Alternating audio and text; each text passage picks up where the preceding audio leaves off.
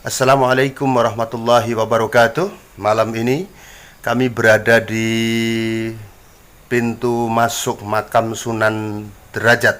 Sunan Derajat adalah salah satu wali songo yang merupakan putra daripada Sunan Ampel. Beliau merupakan saudara kandung dari Sunan Bonang. Sunan Derajat usai menuntut ilmu mendapatkan tanah perdikan di Desa Derajat, Kecamatan Paciran, Kabupaten Lamongan, dan mengembangkan ajaran Islam di Lamongan ini dengan membuat pesantren Dalem Dhuwur. Area menuju ke makam Sunan Derajat ini terdiri dari tingkat-tingkat yang secara filosofis ini terdiri dari 7 tingkat. Sunan Derajat ini merupakan salah satu wali songo yang sangat peduli dengan aspek ekonomi dan pemberdayaan masyarakat, sehingga pada areal menuju makamnya pun secara filosofis memiliki makna-makna yang khusus. 7 nilai filosofis itu terdiri dari nilai yang pertama, yakni membangun resep tiasing sasomo.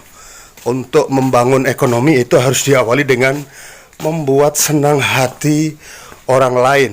Nah, pada tingkat yang kedua adalah jroning suka kudu eling lan waspada.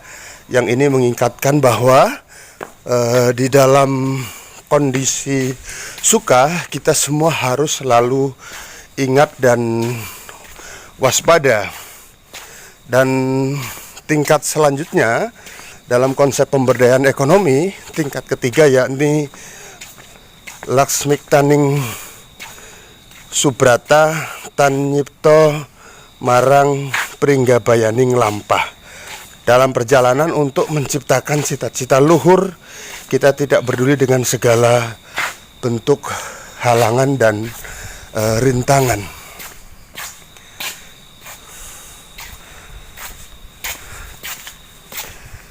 Selanjutnya pada tingkat yang keempat yaitu meperhardaning pancandriya. Untuk mencapai tingkat ini harus selalu menekankan pada upaya untuk menahan hawa nafsu. Dan tingkat keenam untuk penguatan perekonomian adalah heneng hening henung. Semua harus dilakukan dalam keadaan kita memperoleh keheningan. Dalam keadaan hening itulah kita akan mencapai cita-cita. Kemudian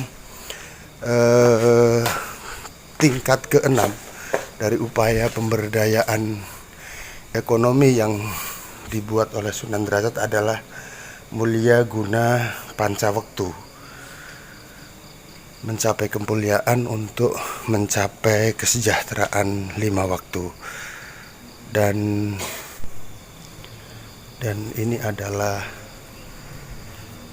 fase terakhir daripada filsafat Sunan Derajat yang melambangkan periode tertinggi sebagai seorang muslim yang dikenal dengan istilah catur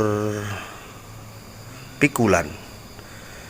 Seorang muslim hendaknya memiliki 4 sikap, yakni pesan ini tertulis di dalam kalimat wenehono teken marang wong kang wuta. Berikanlah teken petunjuk bagi mereka yang buta. Wenehono mangan marang wong kang luwe. Berikanlah makan kepada orang yang kelaparan, marang wong kaluen. Wenehono payung marang wong kang kaudanan. Berikanlah payung bagi orang yang tengah kehujanan. Dan wenehono sandang marang wong kang kawudan. Berikanlah pakaian bagi orang-orang yang telanjang tidak memiliki pakaian. Inilah makam dari Sunan Derajat yang memiliki nama kecil Raden Qasim atau Raden Saifuddin. Dilihat dari struktur bangunan, makam ini berbeda dengan makam para wali yang lain. Walaupun pada sirapnya ada kesamaan yang cukup mencolok antara makam Sunan Derajat dengan makam Sunan Giri misalnya, atau dengan makam Sunan Ampel, terutama pada atap yang menggunakan atap sirap kayu, dan ini juga kayu dengan hiasan ukiran yang menonjol. Pada dinding-dinding makam ini juga terdapat motif ukiran yang sangat luar biasa indah, dan motif ukurannya juga sedikit berbeda dengan yang kita temukan pada makam wali yang lain. Bagaimana begitu detail ukirannya, detail sekali.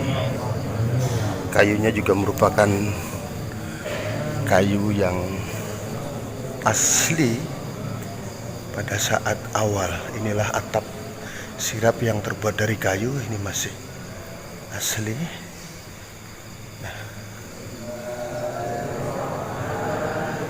Begitupun dengan tembok yang tidak terbuat dari kayu. Struktur temboknya lebih mirip dengan tembok-tembok candi Hindu Buddha. Ini menunjukkan bahwa Sunan Derajat ini memang semangat cita rasa, arsitekturnya sangat luar biasa. Tembok pada pagar kelirnya juga ada patrol yang mirip bangunan Hindu, dan inilah lokasi sekeliling makam, di mana di sini terdapat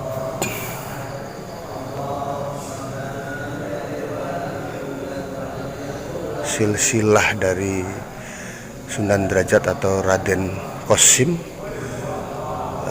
atau Raden Sarifuddin yang mendapatkan gelar Sunan Mayang Madu dari Raden Fatah. Di sini disebutkan bahwa Raden Qasim atau Sunan Derajat ini merupakan keturunan dari baginda Rasulullah Muhammad sallallahu alaihi wasallam, juga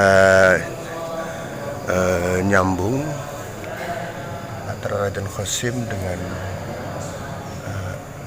Ibrahim Raden Rahmat Sunan Ampel, Ibrahim As-Samarkandi, Syekh Jamaluddin Al-Akbar, Abdul Malik Al-Muhajir, Alwi Hadramaut, Alwi Muhammad Ahmad Al-Muhajir, Isya Al-Asy'ari, Jafar As-Sadiq, Muhammad Al-Bakir, Fatimah Az-Zahra, dan Rasulullah Muhammad SAW. Sementara dari sisi yang lain, Raden Rahmat menikah dengan Retno Ayu Manila, putra dari Raden Haryo Tejo, putra bin Raden Haryo Dikoro, bin Raden Haryo Lono, bin Haryo Sirolawe, bin Raden Haryo Longgolawe, bin Lanang Boyo, bin Dandang Wacono, Raden Haryo Dinang Miring, Raden Haryo Bancah, Raden Kuning, Raden Haryo Metaman, Prabu Banjaran Sari, yang merupakan raja-raja Mataram. Dan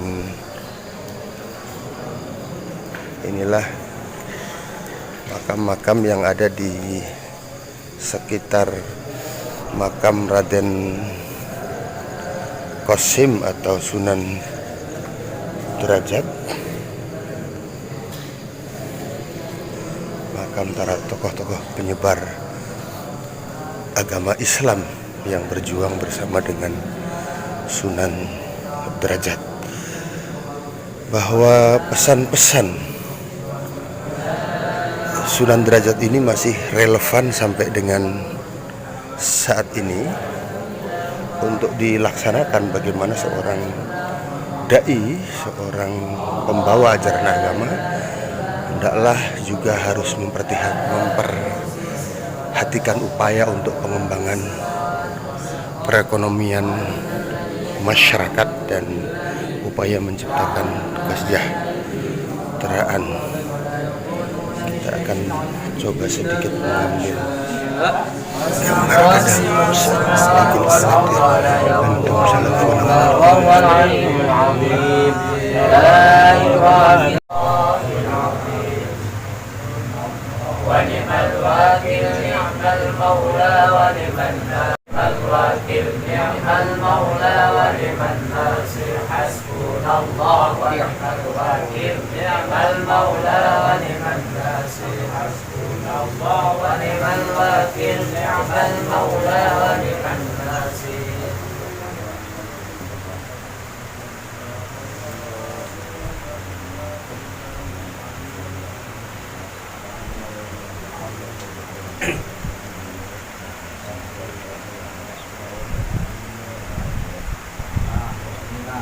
illallah, la ilaha illallah, la ilaha illallah, la ilaha illallah, la ilaha illallah, la ilaha illallah, la ilaha illallah, la ilaha illallah, la ilaha. Di sini, di tempat ini bersemayam seorang suci, Raden Qasim Sunan Derajat, yang sudah meletakkan fondasi ekonomi guna proses dakwah Islamiyah. Dan capaian Raden Qasim atau Sunan Derajat ini luar biasa. Mudah-mudahan dengan kita ziarah ke makam Sunan Derajat ini, kita akan meneladani pentingnya dakwah multi talenta, dakwah dengan perekonomian, dakwah dengan kesenian, dakwah dengan budaya, dakwah dengan pengembangan keagamaan, sehingga proses dakwah Islamiyah menjadi makin beragam dan makin menarik. Mudah-mudahan bermanfaat channel ini. Terima kasih.